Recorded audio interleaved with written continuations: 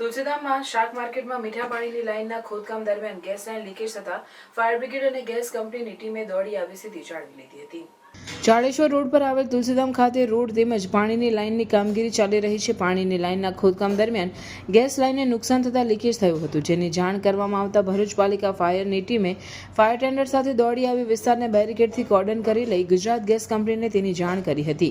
જેના પગલે ગેસ કંપનીની મેન્ટેનન્સ ટીમ તુરંત સ્થળ પર દોડી આવી લાઇનને બ્લોક કરી સ્થિતિ પર કાબુ મેળવ્યો હતો. ગેસ કંપની અને ફાયર બ્રિગેડની ત્વરિત કાર્યવાહીના પગલે મોટી દુર્ઘટના ટળી જતા સૌએ રાહતનો શ્વાસ લીધો હતો. મારું નામ શૈલેષ સાસિયા છે. ભરૂચ નગરપાલિકાના ફાયર ડિપાર્ટમેન્ટમાં ફરજ બજાવું છું. આજ રોજ 11:40 અમને કોલ આવતા કે તુલસીધામ શાક માર્કેટ પર એક ગેસની લાઇનમાં લીકેજ થયું છે. અમે તાત્કાલિક ઘટના સ્થળે પહોંચી વિસ્તારને કોર્ડન કરીને ગુજરાત ગેસને જાણ કરી. ગુજરાત ગેસ તાત્કાલિક આવીને લાઇનને બ્લોક કરી છે. અત્યારે ગેસ લીકેજ બંધ થઈ ગયો છે અને કોઈ જાનહાનિ થયેલ નથી.